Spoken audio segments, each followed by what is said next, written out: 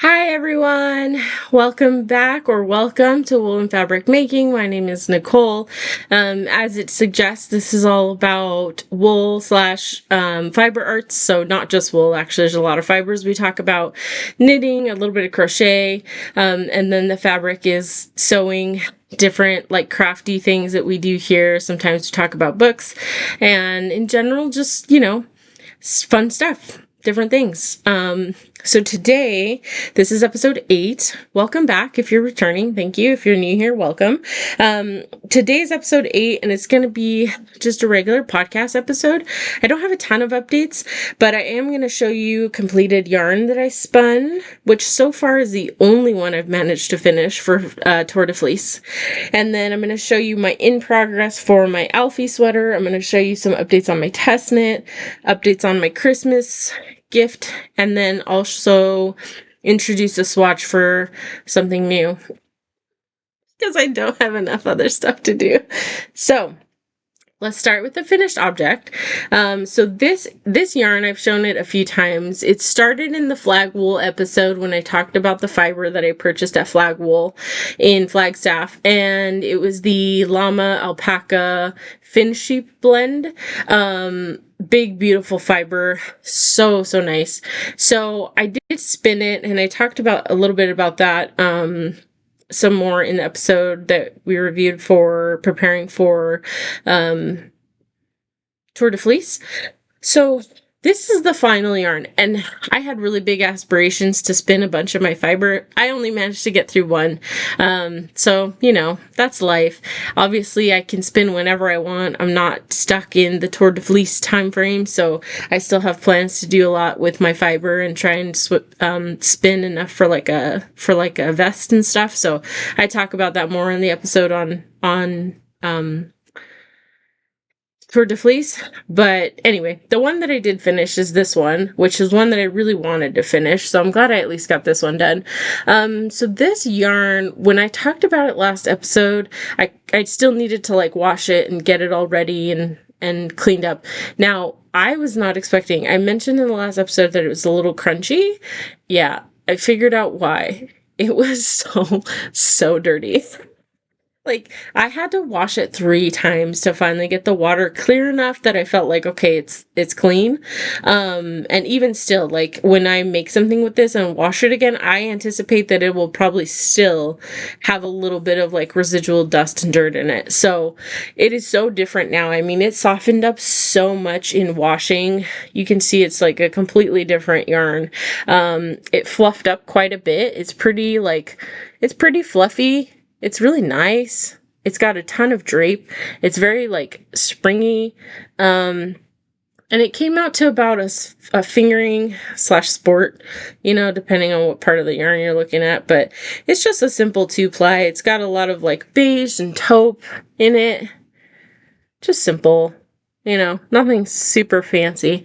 So I'd anticipate this is maybe like, I didn't weigh it, but I'd anticipate this is maybe like 50 to 70 grams of yarn. So almost a full skein, probably, like 200 to 250 yards, maybe a little more, but enough to make like a hat or use it in some mittens, something like that. So, I will figure out what I want to do with it, but I'm much happier now that it's been washed. It's definitely less like crispy and crunchy as it was last time. So it's nice. I'm excited about it. I like it. So yeah, that is my one finished object, my soft, fluffy yarn. Okay. So my second thing is almost a finished object. So last week I talked about on my Alfie sweater, which I'm making out of Illimani Sabri II, which is a cotton alpaca blend. I talked about wanting to figure out if I wanted short sleeves or long sleeves. So I did go through the process of doing a full block on it. So this is it after blocking.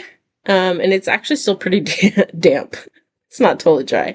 But this is it after like doing the wet block. As you can see, it is definitely loosened up. Like the cables have definitely dropped down quite a bit. The sleeves are much lower than they were last time. So they're already about middle of my bicep. So after kind of putting this on, and to be fair, like it was damp, so like it's a little wet and heavy, but after I put it on, I think my decision is I'm going to keep it short sleeve. The reason for this is because I think that if I were to use this yarn and make it long sleeve, over time, this portion would stretch and be kind of elongated because of how heavy the sleeves would be. The yarn is very heavy, and again, this upper part is still pretty damp, but like this lower part is dry. This is completely dry now on the bottom, and I can tell even just dry, it puffed up a lot and it has some heft to it. So my biggest concern with like adding all this length to the arm is that it would actually start to droop on the shoulders a bit more and start to create kind of like a weird long shoulder. That's nothing on the pattern. The pattern is great. It's very much about the yarn being heavy. So that said, wearing it is still really nice, and I think provides a good bit of warmth even with short sleeves. So I think it's going to be great. Honestly, I think it's going to be awesome. So I'm going to do the short sleeves. I will probably have this finished by the next time we meet. I probably won't even block it again either, because I'm only going to add a small bit to the sleeve. So like I might just like spray it and just like let it be. And like I said, it's still pretty damp. Like it's damp, so it's really heavy right now, but I do have a good sense on this bottom portion because how this dried and how this feels. Like I have a really good sense of like what it's going to feel like, but it's really beautiful. This yarn is so gorgeous. That cotton gives it like a really solid structure. It's like a chainette structure, and then the alpaca gives it like this drape and this warmth. So it's going to be really pretty. So I'm excited for that. So I hope, fingers crossed, that will be ready next week. And I might wear it. We're in a heat wave.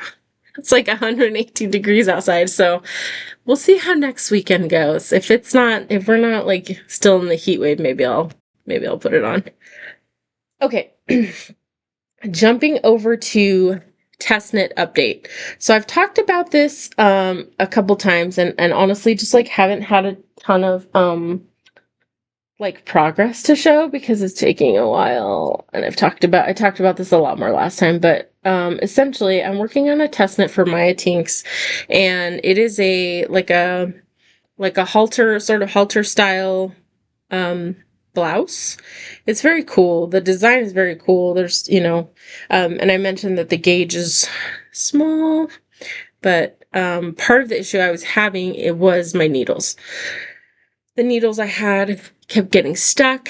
They were like, I couldn't get them past the join, and then when I did get it past the join and I was out here at the tip of the needle, all the stitches were falling off because the needles were metal.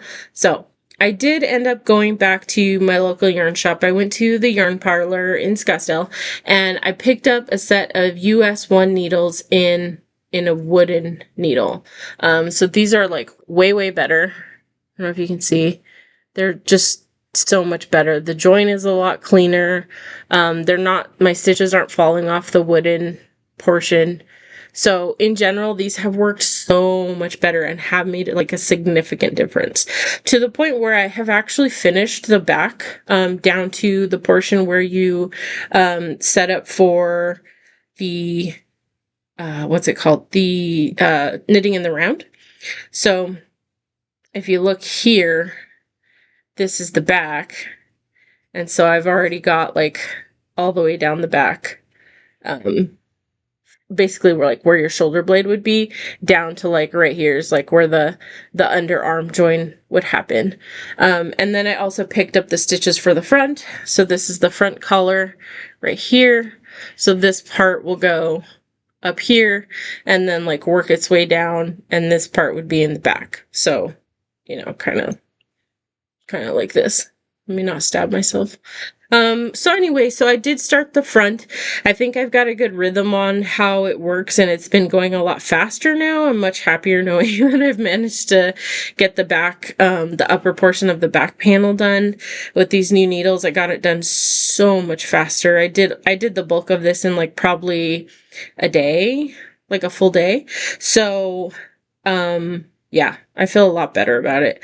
I do still have like, I think like 2 weeks to go on the test knit, which is not a lot of time to get this finished, but like I'm hoping that if I can at least get the upper portion finished on both the front and the back, and then connect it under the arms and do a bit knitting in the round, I can at least get her enough feedback, and then I can just finish it up and provide some photos later. So, had some issues with the needles, had some issues with the gauge, but I think we're finally on track. So that's great. That's exciting.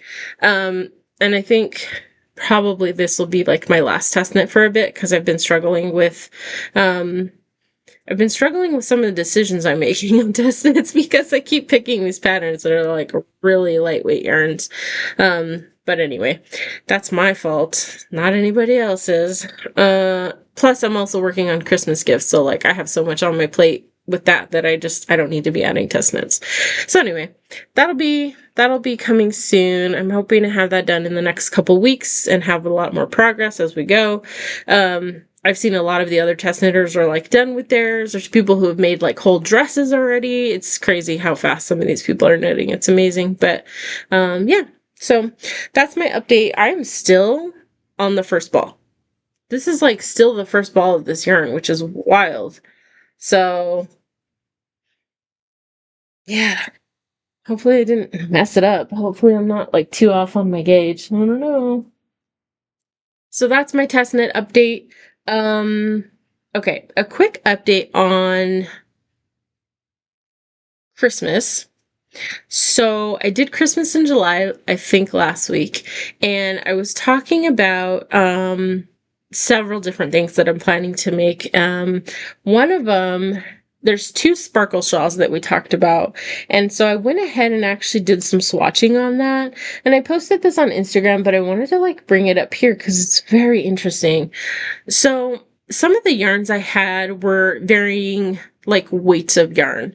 So for those of you who don't know, like the way they like standard yardage nomenclature, or I'm sorry, yarn weight nomenclature is, they have different like thicknesses of yarn, or they call it weights of yarn. So you have everything from like a lace weight yarn, which would be like super fine, what you think of like crochet doilies, or intricate, like very, very small lace work shawls and things like that. That's sort of the lace weight. It almost looks like thread. It's that light. And then one step up from that is called a fingering weight yarn, or also sock weight yarn. It's very thin as well. And then after that comes sport, and then DK, which stands for double knitting. I don't know why, but that's just the terminology. So that DK, when you get into DK, you're starting to get like a slightly heavier weight yarn, a heavier thickness. So like in Phoenix, like a DK is kind of one of the heaviest yarns I like to use. Sometimes a worsted. So after DK is worsted. Sometimes I'll do a worsted, but I don't wear worsted stuff unless it's like dead of winter out here. Versus other people, that's like their baseline because they live somewhere really cold. So worsted is what you see a lot of commercial yarns come in, like Red Heart, Red Heart yarn. Lion brand has a lot of those. Just like what you see as like kind of standard mid-range commercial yarns, a lot of those are worsted. It's one of the most common weights, I think. After that is like a bulky or a chunky weight yarn, which is we'll talk about in a second. And that is definitely a thicker yarn. I typically, like I just said, don't go up to that size, and I'm thinking about making an exception to that, and you'll see why in just a minute. And then the heaviest, that's like pretty standard, is what they call super bulky, which is like Lion Brand's Thick and Quick or something like that. The really, really heavy, thick yarns that you see out there that are like for big, kind of chunky stuff. So After that, they have like decorative yarns that they call jumbo yarns, and those can vary so greatly that it's just like anything above a super bulky is like a jumbo yarn. So, you know. Um, so the yarns that I had what was considered a DK Sport. This is the Malabrigo Arroyo, I think. And then I had a fingering or sock weight, which is one of the lighter weights. And that was the Road Less Traveled yarn. Road Less Traveled? I'll put the specs up. They were on, I talked about them last week. And then I also had a lace weight yarn that was this Pearl Soho plume, I believe, that is discontinued, and so is the Road Less Traveled yarn. That's also discontinued. So I had these 3 yarns, and I was thinking about different ways to sort of hold these yarns together. So when you hold together the fingering weight, the lace weight, which this fluff yarn would be considered like a lace weight, but I mentioned in the last one that the way I've been knitting it up, or what I've experienced with it, is that it's a little heavy for a fluffy light yarn, and it comes out a bit thicker in my experience. So knowing that and going into this, I was like, I wonder if I can get a similar gauge if I hold the fluff yarn with the sock yarn, which typically gets you about a DK gauge if it's a true lace weight fluff yarn. Now, this is not.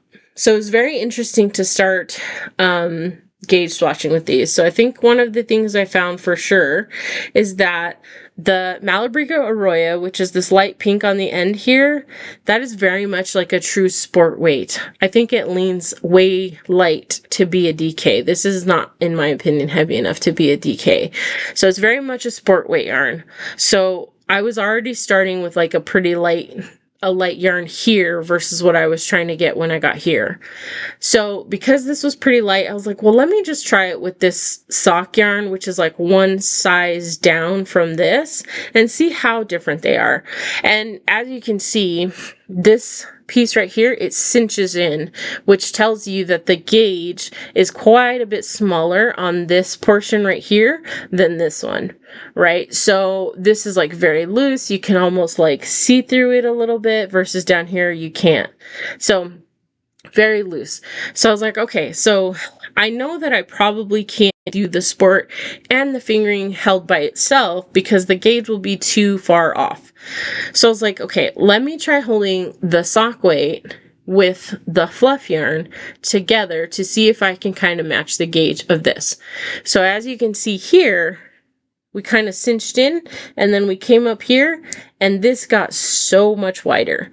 I mean, even if I were to like fold this up, so it's kind of right next to it, I mean, you can see the difference even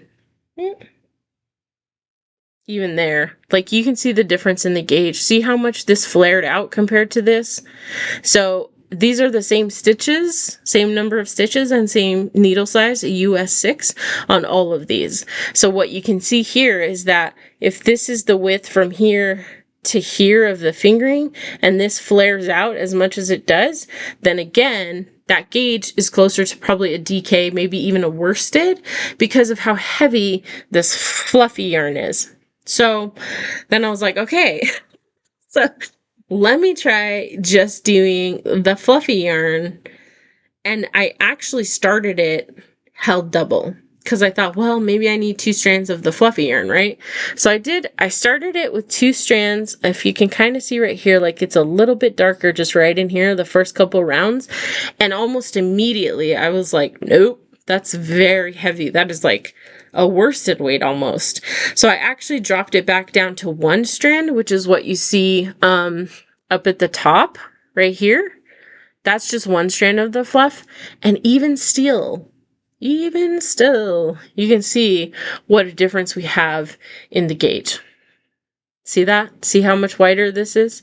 Now, some of that factor is that, like down here, this got a little wide, but it is trying to pull in a bit, but still the gauge on that is so different. So the way this is knitting up, it's almost like coming out at like a DK weight gauge, or even worsted. It's just very thick. So this one still requires a little more research. don't know. Like, I'm not sure how, like, what I'm going to do with this. I'm still kind of working through some of this. I do really like this yarn, and I do have it in the pink color, with the variegation, and then, which I think was called, like, maybe it was called, like, Rosalinda or something. And then the other one was called Pearl, which is that taupey purplish gray color. So, like, could I use both of those together along with the sequin yarn and the and this fluff? Oops. Dropping stuff. The sequin yarn and this fluff, which is like the star of the show. I kind of think so, right? So, I don't know. That's kind of what I'm leaning towards, because I know that I can at least get the same gauge with this and with the same yarn in the pearl color, which is that purpley gray color I showed last time. And I could just do different stitch patterns with it. That's kind of my thought. Because these other yarns, as much as I love them and I think they're beautiful, they are just, the gauge on them is coming out so differently that I don't even know how I would make them work. The only thing I thought is, like, I could use this yarn and go change it to a brioche. Brioche inherently, like, gets really big. So if I used the same needle size and went to brioche, then the brioche stitch would be bigger and would therefore probably compensate for some of the difference in gauge between these two. But I probably should swatch that just to be sure, because I just don't know. So anyway, that was this. This was fun. I mean, this was really fun to do. I may still use some of the fluff in it, the pink fluff, because I do think I can make the fluff work. Fluff is like that type of thing where you can kind of stripe it in and it takes hold of whatever it's working with. So, like, I feel like I could make that work and maybe use it maybe as part of, like, the 2-color brioche with this fingering weight. That's an idea. Okay. So anyway, TBD on that. That one has a little more work to do on the swatching. Now, my second sparkle scarf, these yarns, this is crazy, right? Now, these yarns, so all of those were kind of in the same, like, range, right? Like, a fingering, a sport, and a lace weight, like, are in the bottom 3 sizes of yarn. And in theory, like, they should have been a lot closer and they were way off of each other. Now, these yarns, one of these is, like, considered a worsted, which is pretty mid-range. One of them is a sport, which is lighter. And they came out, like, nearly identical. So this is why we swatch. So this is the swatch using the black yarns. So this one down here is the, what's it called? Cloud Paka, which is the K&C yarn that I mentioned last week that is now discontinued because Joanne is no longer in business. So this is the the Alpaca Cloud, or Cloud Paka, that's down here. It's just like the solid black. And then again, I used the same US 6 needles on the whole swatch, and they came out, like, perfect. I mean, the gauge is, like, almost identical on these. It's bananas. So this is the worsted weight, which is supposed to be heavier, and then this is the sport weight, which came out, like I said, almost exactly the same. So this one is the K&C Superwash Wool Luxe, which is also the K&C brand, and they listed that as a sport weight, which is 2 sizes of yarn thinner than the worsted weight down here. So you can see here, I mean, the swatch is pretty spot on. Now, it flares out a little bit up here because this is the brioche section. So if you don't know, brioche is sort of a double-sided stitch. So it's got this, like, ribbed effect up here. It's very, like, springy and bouncy and looks very cool. And then on the back is literally, like, the same thing. So it's just like a double-sided stitch. It's very cool. I love brioche, and it's very squishy. Like, it has a lot of texture. I don't know if you can kind of see, like, yeah, the texture on that. See how it raises up? So it's a very fun stitch, but it does add some bulk. But that makes it very squishy. Like, it's very, like, oof, squishy. So, I don't use it a ton on, like, garments, but on shawls I really like it because you can, like, kind of, like, snuggle into it. So I decided, since my gauge was pretty close basically on all of these, I went ahead and decided to cast this one on first, since I sort of had the yarns ready to go. So, excuse me, oh my gosh. So, I am making sort of an asymmetrical shawl with this one. So for the pink one, I still have plans to do more of a true triangle shape. But this one, I'm going to make more of a asymmetrical triangle. So basically it'll have like a short edge, a straight edge here, so the 90 degrees, and then like the long edge. What are those triangles called? Isosceles? I don't know. I should know this. I'm an architect. I don't. But anyway, it's going to be somewhat asymmetrical, meaning like one side is a 90 degree, the other side is an acute angle, like two acute angles on each end. And so what I plan to do is, the way I'm going to hold the colors is I've started with this big fluffy yarn, and this is my sort of 90 degree corner, right?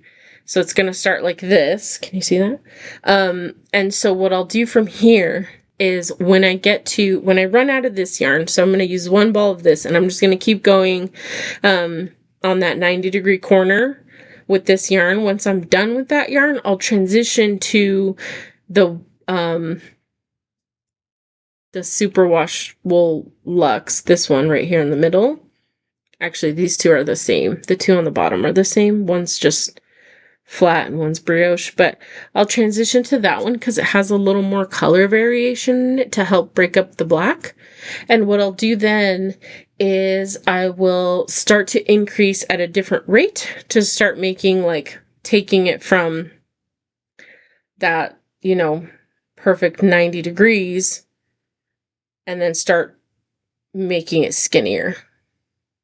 I'm probably not explaining that great, but you'll see it. You'll see it when we get there. So this will be one corner that kind of wraps up against your neck, and then this other yarn will be the rest that wraps against your neck. And my intention is to leave the sparkle kind of at the bottom edge of that piece, so that most of the sparkle is like down here and kind of sits, across. So that's the goal.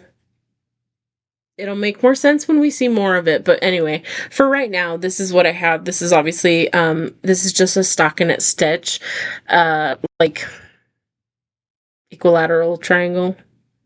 Is this equilateral? Oh my gosh. I'm going to have to go look this up. I feel so embarrassed for my career choices over here. I can't even talk about triangles.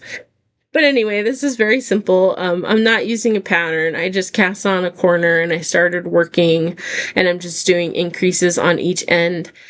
So it's literally like a 45 degree,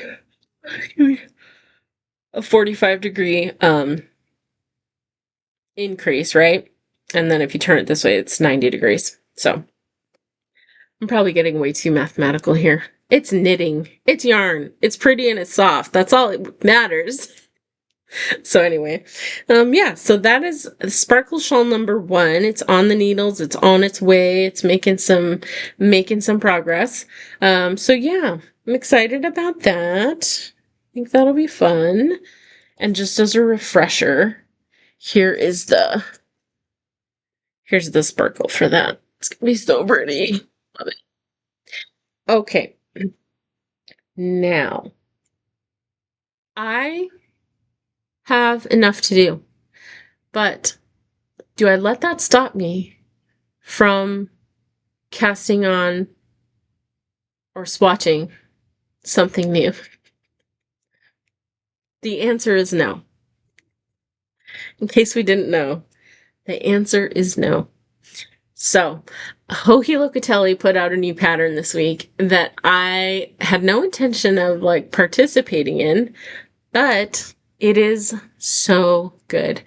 It is the, I think it's called the Golden Field Vest, and it is like a very simple vest in a basket weave pattern stitch. And she did hers in like this beautiful golden ochre gold color. And it looks so beautiful. It's very simple, straightforward. It's got some texture on it, which I love. The trade-off is it's knit in a chunky weight yarn. Now, y'all have heard me talk about the fact that I don't wear chunky weight yarns. Okay, here I am eating my words because I was like, I saw it and immediately was like, I have this gorgeous, gorgeous yarn that I could use for this. So, again, back when Joann was closing, I'm telling you, this is like all of the Joann memories, I guess. Back when Joann was closing, they had recently come out with this 2-ply chunky weight yarn. Actually, I don't know how long before they closed they came out with this, but the point is I hadn't really seen it until they started talking about closing down the company. But this is Knit and Crochet, which was the Joann in-house yarn brand. And this is called KC Splendid Superwash, and it's 100% superwash merino fine wool. It is a 150 gram skein, 131 yards, and it is a bulkier chunky weight yarn, which is one of the upper ends of the weights of yarn. So it is like, it's no joke. It's definitely it's a big girl. But the colors on this and the motifs and everything, it is so beautiful. It is so soft. It is a 2-ply, but it's like a very loosely plied 2-ply. So you can kind of see here, it's like, it's not super like highly spun or highly plied yarn. It's very, very soft. So Hobbii comes out with this beautiful vest pattern in a bulky weight yarn. I just happened to have enough of this from when they were closing that I got super discounted. I have 6 of these, which is like just gonna squeak me by to be able to do this vest in my size. And I am like so tempted. It would go so fast. This yarn knits up so fast, and like a vest goes very quickly. So I was like, let me just swatch. So I did cake up a ball, which you can see right here. Now, I will say one thing is like this ball had a couple knots in it already. So like, I do feel like I might have to deal with a bit of like splitting, not splitting, a bit of cutting knots out and like weaving in ends and stuff, but it's not the end of the world. But anyway, so this is the yarn caked up. It's beautiful. Like I said, I have 6 skeins of this, which would be just enough for my size. And I swatched and I kind of love it. So it's not blocked yet, but this is the yarn. Can you see that? Oh, it's so pretty. So this is the basket weave stitch that it comes in, which is so cool. Now here's the thing. The basket weave stitch looks really cool on hers because she's using more of a semi-solid color that doesn't have a ton of color variation. The yarn I have is very, very, very variegated yarn. And so I fully understand, like, this yarn, you're not going to see a lot of texture. It just looks kind of bumpy. So I actually ended up swatching for a bit in stockinette just to see, like, do I want to just make it in stockinette? I could just modify it and not put in the texture. It's not a hard modification. Now, when I look at this, the gauge is a little different before blocking because this doesn't curl in on itself the way stockinette does. So, like, there is the trade-off that, like, I would have to make sure I blocked it really well because stockinette's gonna knit differently than this texture. But I don't know. I might be okay with that. I'm gonna block this. I'm gonna block it and see how I like it, see how my gauge works up. I don't even know if I'm on gauge with this yet or not. But man, like this could be so cool and so pretty and so fast. Now, I would wear this without anything underneath. And even still, it'd probably be warm. Like this is probably something I would have to wear like November, December, January, February, and just put like a light sweater on over it or something. I don't know. I'd have to see. Um, I do love it though. Like, I really love the vest. It's such a cool vest.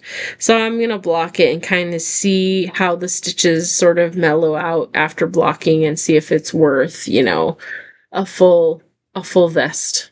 But this yarn, I've kind of been wondering what to make with it because, in my mind, I'm like, you're never gonna wear a shawl this heavy. That's like too much. And there's not enough yarn to make like a full cardigan or anything. So I always kind of knew like, okay, well, I might have to piece this out into different hats or something. Or make a gift for somebody who lives somewhere really cold because, I don't know if I'd ever find anything for it, but I love the idea of being able to pull this out of my stash and use it for a vest. I think that would be so pretty.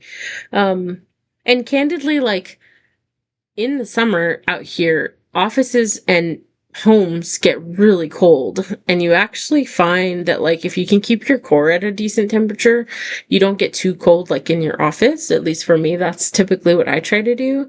And even still, like, I'll have to throw on a sweater or something in the office because it's like, 69 degrees in there when you're just sitting doing nothing, like on a computer. You're just sitting in front of a computer, your body temperature kind of drops and it gets really cold. So I do think like maybe I could throw this on over like a tank top or over some kind of shirt that would then allow me to take it on and off if I got too hot.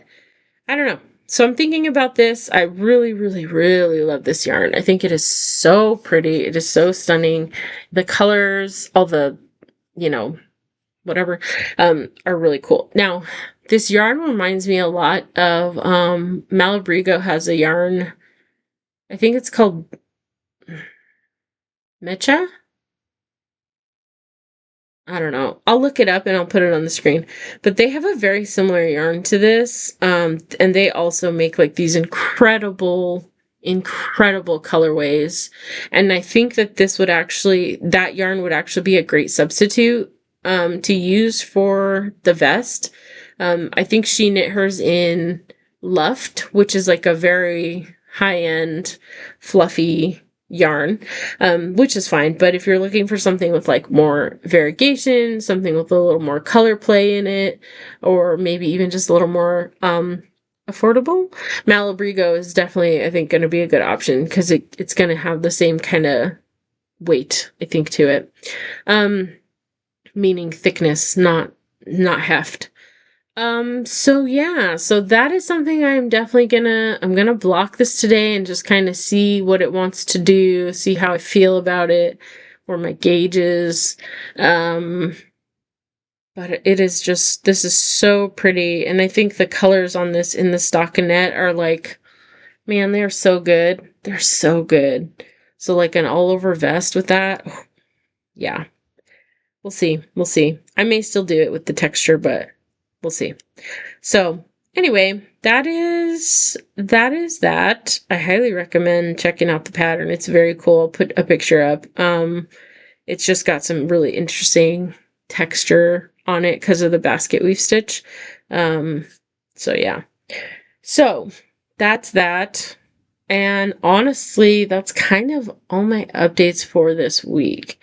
I have been super busy with work and deadlines and all of that stuff, so haven't had a ton of time. But honestly, kind of almost finished the sweater, made a lot of progress on my tiny test knit, swatched, did a few swatches, cleaned some yarn to finalize that. So not too bad. It's not, not too bad. I am still working through my 4 sweaters, but the 4 sweaters book that I mentioned last time, still really good. It's still really intense, but like very interesting. I do recommend it. It's a good read. I am working through my Christmas projects. I did cast on my let me move all this. I did cast on the yarn that I mentioned last time from Hobbii. I talked about potentially putting it on the central machine and doing this one. and doing it on the Centro machine. So I did a little test with a different yarn that was like kind of a sport weight gauge, and I'm fairly positive it would not work with this. So I did actually cast this on just to see what kind of gauge I would get on these needles. So I'm using a US 3 for these. So this is just like the very, very preliminary parts of this. And you can see the gauge is a little loose, but once it's sort of folded together, because it'll be like a double thick fabric. Ugh, this is hard.